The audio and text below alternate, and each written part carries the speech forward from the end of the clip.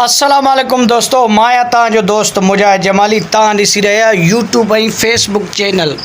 दोस्तों अॼोके व्लॉग में ॻाल्हि कंदासीं मर्द मुजाहिद इमरान ख़ान जे बारे में।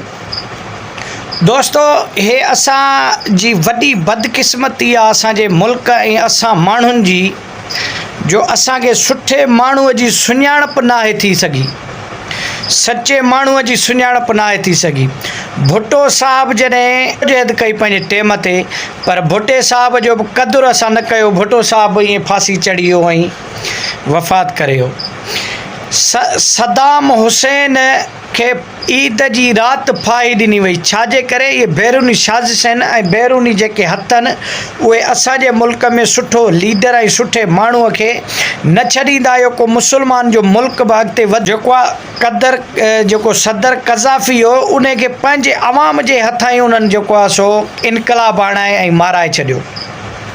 हाणे मां चवंदो मौजूदा पाकिस्तान जी सूरत हाल में, जिथे असांजे मुल्क जा हुकुमरान जेके शहबाज शरीफ़ वारा PDM जी जेका हुकूमत आहे, उहा छा थी चए त इमरान ख़ान चोर आहे, घड़ी चोर आहे, करप्ट आहे, हीअं हूअं। दोस्तो तव्हांखे हिकिड़ी ॻाल्हि जी ख़बर आहे त असांजे मुल्क में ॿ शख़्सियतूं अहिड़ियूं आहियूं जिन्हनि पंहिंजी जेका बि मिल्कत आहे, जेका पंहिंजी प्रॉपर्टी आहे, उहा अल्लाह जे नाले ट्रस्ट में जमा कराए छॾियूं, पंहिंजे ज़िंदगीअ में वसियत लिखी छॾियूं।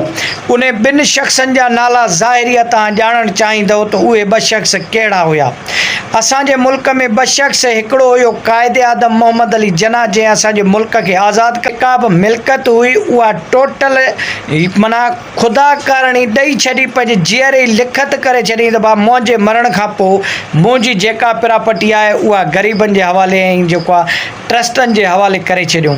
ऐं ॿियो नंबर शख़्सियत इमरान ख़ान आहे, जंहिंजे बारे में हे बकवास कनि था त करप्ट आहे, घड़ी चोर आहे, हीअं हूअं। उन पंहिंजे ज़िंदगीअ में जीअरे ई लिखाए छॾियो आहे वसियत करे त मुंहिंजी जेका बि प्रॉपर्टी हूंदी ऐं जेका बि मुंहिंजो पैसो ऐं मिल्कत जेका बि हूंदी, मुंहिंजे मरी वञण खां पोइ मुंहिंजा भाइर, मुंहिंजा सौट मासातनि जे खाते में न वेंदा।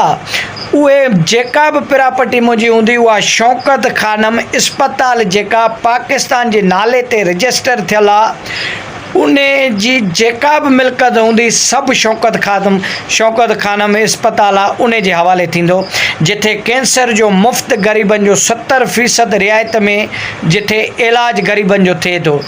दोस्तो अहिड़े शख़्स, दयानतदान शख़्स खे जेके तव्हां चोर ऐं करप्ट चओ था, जंहिं पंहिंजे जीअरे ई माना उहो छाजे लाइ चोरी कंदो ऐं छाजे लाइ करप्शन कंदो, इन जे करे जो मां माल मिल्कत गॾु करे ऐं जेको आहे सो शौकत ख़ानम इस्पताल खे ॾेई छॾियां त उहे पैसा सभु उहो खणी वञे। दोस्तो ख़ुदा खे मञियो, सचे माण्हूअ ऐं सुठे माण्हूअ जो क़दुरु कयो दुनिया में। मां कंहिं बि पार्टी जो न आहियां, पर यकीन कयो मुंहिंजे दिलि मां इहा ई माना जेको आहे सो आवाज़ु निकिरे थो त इमरान ख़ान चोर ऐं करप्ट न आहे। उन जे हुकूमत में खोड़ माण्हू चोर ऐं करप्ट हूंदा, पर इमरान ख़ान पाण जेको आहे उहो चोर ऐं करप्ट न आहे।